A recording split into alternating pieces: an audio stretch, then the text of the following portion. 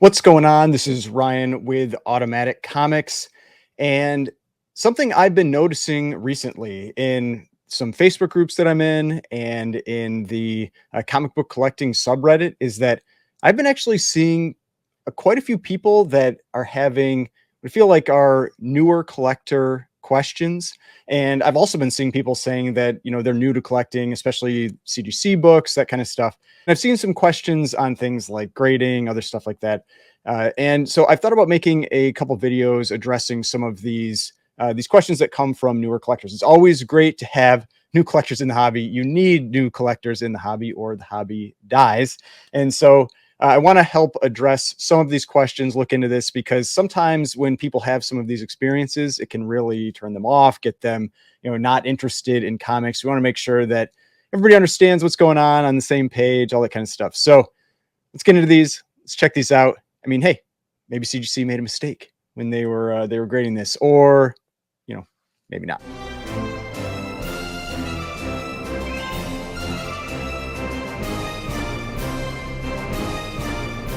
All right, so before we get started, please remember to hit that like button and hit the subscribe button if you'd like to see more content like this. So like I said, I have been seeing quite a few posts recently about newer collectors getting into comics. And I'm not saying that everybody that's asking a question here is necessarily a new collector, but they're the types of questions that often come up with people that are new into comics or especially into grading, things like CGC, CBCS, whatever it might be. So the ones that we're going to go over here are different posts from Facebook groups that I'm in. I think they're all actually from the CGC Comics Fans Facebook group.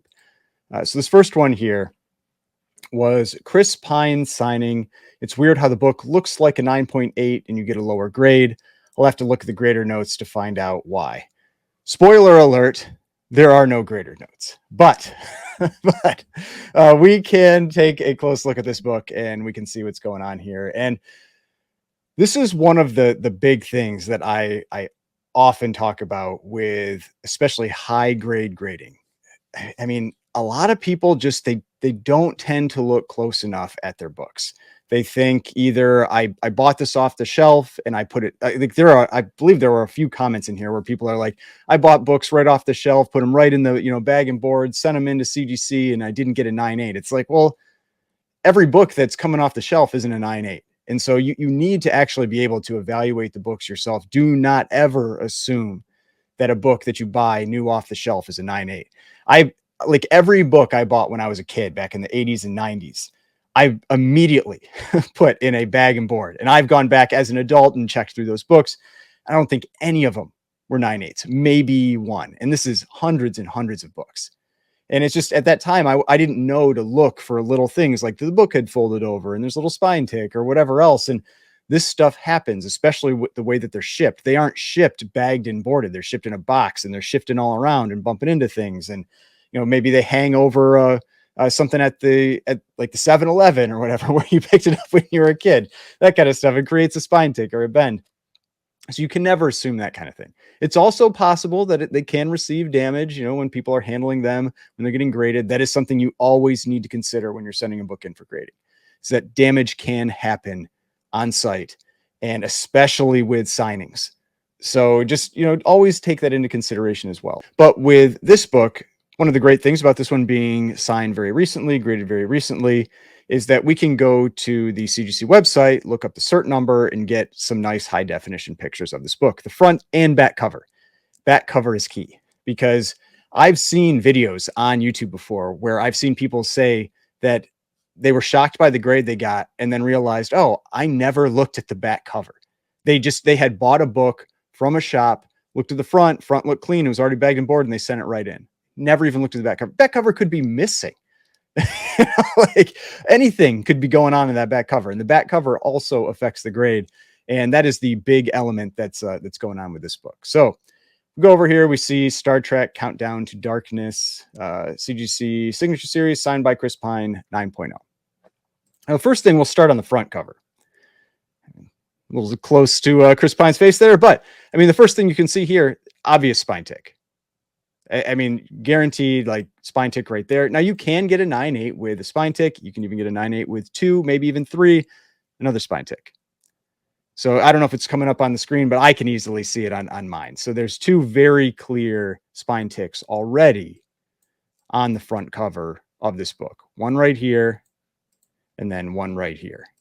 And now if we go down, there wasn't really much else on the front cover. I mean, sometimes it's hard to tell if it's something like something from the inner well of the book or like scuffing. It looks like there could be something going on down in this corner here. I can't tell if that's on the inner well or not. So I'm not going to say too much about that one. Then if we, and remember, the edges aren't everything. It's just they're the easiest thing to take a quick look at when you're evaluating a book. Definitely a little bit of a soft corner up here. So, and maybe a little soft corner here. So I would say there are at least 3 pretty well-defined flaws on the front cover. So right now, like just the way this is, I would say like this is a weak 9.8, strong 9.6. That's kind of where this book sits right now. But then if we take a look at the back cover, that's where I think the main reason this book got the grade that it did. So we take a look at the back cover. I mean, that right there, that's a pretty big crease. I mean, I feel like the only reason it got a 9 was because this is on the back. And I generally, my experience has been they tend to grade a little bit easier with back cover flaws and front cover flaws. Because if this is on the front cover, it might be as low as an 8.5. But this, I mean, this is like an inch long crease, and it's from pushing a book into a bag and board. That's generally why you will see a flaw like this. It's from when somebody is pushing the book back into like a bag and a board. I don't know if that happened at CGC, like after the signing or whatever. I don't know if that happened by the submitter. It's impossible to say. We don't know unless they had pictures before and after of the front and back cover. There's no way for us to know. But this is why this book got a 9.0. And so that's the thing there. It's like, yes, I do think like it's crazy that CGC didn't have graders notes for this. Like I've generally noticed they've been pretty good about graders notes the last couple of years, especially outside of like 9.8. I've even gotten some graders notes on 9.8. So I'm surprised at a 9.0, especially with a really obvious flaw like this, that they didn't make note of that. But I don't really care. I know some people will get all up in arms about graders notes. It'd be nice if they had them. I think they should do it, but I don't really care. I can look at the book and I can see the flaws. If it's interior flaws, that's one thing where it's like you can't really do anything about it. Like it would be nice if they included those, but this is a very obvious exterior flaw. There's some, a couple spine ticks, maybe soft corner, and then this big like finger bend crease on the top of the cover, back cover. So there's the first one. All right, next question. Question: if the back cover is missing a corner approximately 1 inch going up and in, is it automatically a 0.5 or qualified? Absolutely not. And so this is one of the reasons that it can be very challenging selling raw books on places like eBay and giving grades out, because you have people that, and I'm not trying to take anything against, the submitter of this question. Like everybody's got to learn at some point, and that's good that they're asking this question. But I have seen people comment things like this where they're like, oh, that's covers attached, immediate 0.5. And it's like, no, a detached cover can get up to a 4.0. But when you're selling raw books and dealing with people that have no concept of how things are actually graded, then it can cause a lot of problems as a seller, even if you are extremely experienced with grading. And so with this one here, I actually brought an example to kind of show you. Now you can tell this book has some other things likely going on. It's got a spine roll. You can see some creases and stuff, but this, like from what you can't grade a book from this, but this is in no way an automatic 0.5. In reality, this missing piece looks like it's about the size of a quarter, give or take. And so one of the things that I often reference is ETA Nick's cheat sheet. He had ETA Nick, if you're not familiar, he had a YouTube channel. He did all kinds of grading stuff. If you look up ETA Nick cheat sheet on YouTube or on Google, you'll find tons of links to it. It's this right here. And you can see here for cover damage, quarter size piece missing, 3.0 max. That's a pretty good rule of thumb. And so the max grade on this book here, probably about a 3.0. It's on the back cover, so it could even be a little higher. But here I've got an example of a book. that is that I sent in to get graded. And here I'll go full screen on this one. I sent this one in to get graded because I wanted to kind of test out like what would this book get with the flaw that it had. And so this is Strange Tales number 54. It's from 1957, early Silver Age Atlas book. And it's actually a very, very nice presenting book. From the front cover and basically everything except for one flaw. This book is probably about a 7.0 or a 7.5, somewhere in that range. It has some spine wear, but it's real glossy. It's just a nice book.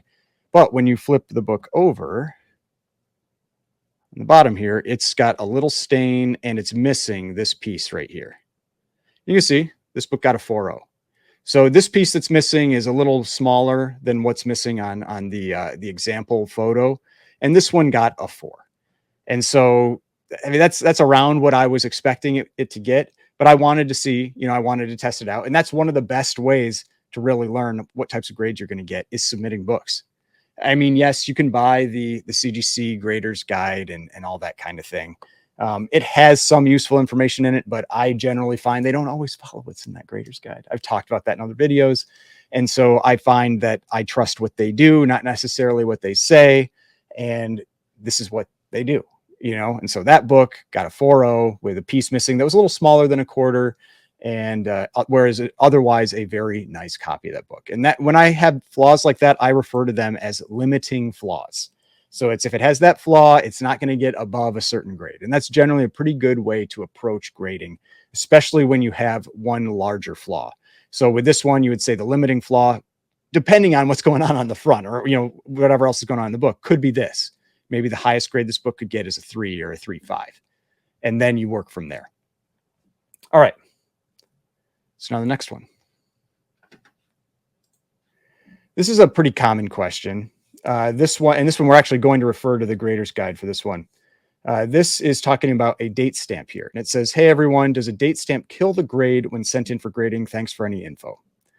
And the answer is it depends, but generally no. Simple, small date stamps like this, you can get 9/8 in. I've seen 9/8 with them. You can absolutely get 9/8 with them. Little store stamps, same thing. You can get 9/8. Now, when you start to get very big stamps, obtrusive stamps, ones that really impact the appeal of the book. Example would be those. I can't remember what the name of the shop is. I forget. Starts with a B. Somebody's going to say it in the comments, and I'm going to, but there's a shop that used to put these like huge stamps on their books, and those ones would definitely impact your grade more. But a stamp like this, you're going to be able to get a 9/8 in it, depending on what the other flaws are. That's not going to be your limiting flaw. And somebody even posted a little screenshot of the CGC Graders Guide. You can see a stamp and grade range 9.0 to 9.8. And they say here, stamps are generally small and unobtrusive and only prevent a comic from receiving a 9.9 or 10. The stamp is large and obtrusive, covers important portions of the front cover, or has been applied multiple times, it can have an adverse effect on the grade, possibly as low as an 8.0. Stamps applied to the interior pages has little to no impact on the grade. So there you go. And that's generally what I see. Like this is one where that's generally what I see with these. They usually are not the limiting flaw on the book. Bonnet stamp. That is what it's called. So they're called a bonnet stamp, and they're these big stamps that are like this, and they slap them all over the books. All right. Next one. This one was about this CGC JSA, the way they're grading things now.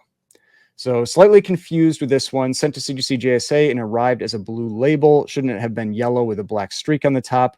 Or maybe I lucked out and it would have arrived with a green and black streak on top. Anyway, happy about the 2 verified signatures, but what a bummer about the Jack Kirby. So this one says Stan Lee and Larry Lieber authenticated autographs. Jack Kirby autograph deemed not authentic. Dick Ayers autograph deemed inconclusive. So CGC has specifically said they are no longer doing the green labels for signatures. You're either going to get a verified signature by JSA, or you're going to get a blue label, and they will, which would mean, I guess they would effectively punish you for the signature, meaning that it's a flaw on the book. And so that's what happened here, is that because not all of the signatures are authenticated, they do not give it the yellow and black label. That's there's somewhere that's on CGC's page where they've talked about how they were doing their grading and the different things. And so this is what happens. So you get the blue label. If all of them are authenticated, then you get the blue and or the yellow and black. If you have a mix of witnessed and authenticated, you're going to get the yellow and black. You're not going to get a yellow label with those. I like the standard signature series witnessed yellow label. So just the, yeah, now that we're dealing with these, the signature verification and all of that, there's different rules that they're applying, and they are no longer doing the green labels. Because I've seen a lot of comments about that where people have said, oh, you should get a green label and this kind of thing. They don't do that anymore. It's always either going to be a blue label or a yellow and black label when you're doing some type of verified signature. All right, now the last one here. Got a comic book back from CGC with a mention of married. Anyone else ever saw that? Does it mean my comic was rebuilt from 2 different comics? Yes. So that means your comic was rebuilt from 2 or more different comics. You could have multiple pieces that were, some people refer to it as Frankensteined together, whatever you want to call it, to create a complete book or a more complete book. Just because you have pieces put together doesn't mean that the book's actually complete. You could have a married cover with an interior that's still missing the centerfold, something like that. So I brought one book here that I have, and this one has a married cover, and this is my Superman #2. So Superman #2, here I'll go full screen here. So this is Superman #2. I bought this one raw. I knew it was a married cover. The reason it does not have the green label, which is what you typically get with a married cover, is that I had this one conserved. And so I had leaf casting done to this book to reattach the cover. So the cover has been reattached.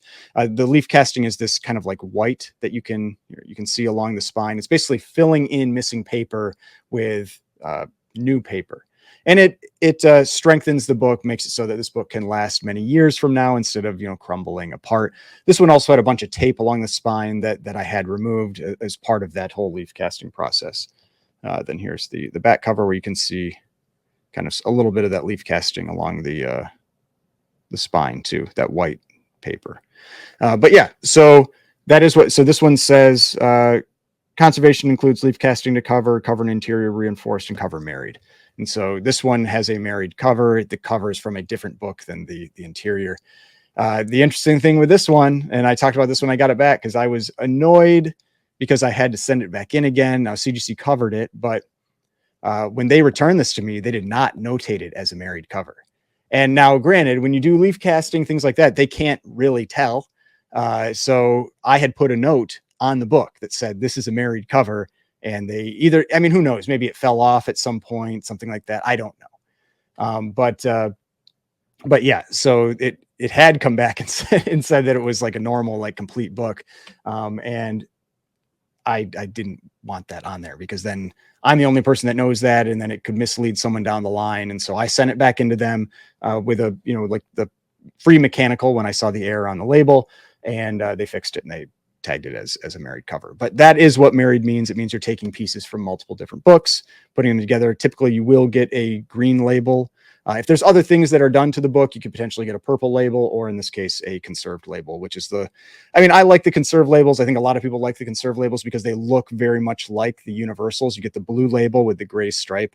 And so it just matches a little better with other universal labeled books. But yeah, that's what you get with married. I did also bring a couple other books just to kind of show what you can look for with, or what you can expect with certain types of flaws. And I just thought that this one was a really good example because it's the exact same book and they're only a half grade apart and they have very similar flaws. So this is Pep Comics number 49. It's a 1944 World War II era Archie comic. And so this one got a 1.5. It has a completely split spine and detached cover. So again, not a 0.5, for the detached cover, but this one also has the completely split spine. I know Matt Nelson has said the highest you can get with a split spine is a 1.8. I I don't know if I've ever seen a 1.8 from CGC with a completely split spine. I mean, maybe if you had some like super modern or something that's like perfectly clean otherwise, but I've seen some pretty clean split spines that get 1.5s. This one isn't like that clean. I mean, it's got some paper loss here at the spine and all that, but got a 1.5. Here's the back cover. Back cover is complete. It's got some staining and, you know, that kind of thing. So that one got a 1.5. Then this one that also has a completely split spine and detached cover got a 1.0. The difference here is that you can see this one has paper loss down in this corner, paper loss down in this corner, paper loss along the edge. So this one has more additional flaws on there that are impacting the grade. It has some writing on the cover. I can't remember if the back cover is missing anything. So yeah, some paper loss on the back cover over here too. And so this one got a 1.0. This one got a 1.5. And so yeah, I mean, that's the type of stuff that it helps if you do submit books to kind of learn how they're actually grading, but you can also look at what they've done. That's one of the things that helped me a lot when I got into grading, when I was learning about grading, was watching a lot of the videos that ETA Nick put out there, but also looking at books that had been graded already, especially on like places like Heritage, and seeing what types of flaws impacted the books. And you just kind of learn from that, and you generally get certain ranges that you know the book is going to end up in. That cheat sheet, the grading cheat sheet, really is a great resource to capture those limiting flaws, so you can kind of figure out where that peak grade is that you're going to get and work from there. But hopefully this was helpful. Remember to check the back covers of your books when you are submitting them to CGC for grading, because back cover flaws matter too, even if you don't really see them very often. But hopefully you enjoyed this video, got something out of it. If you did, please hit that like button, subscribe button, notification bell, and I will see you on the next one.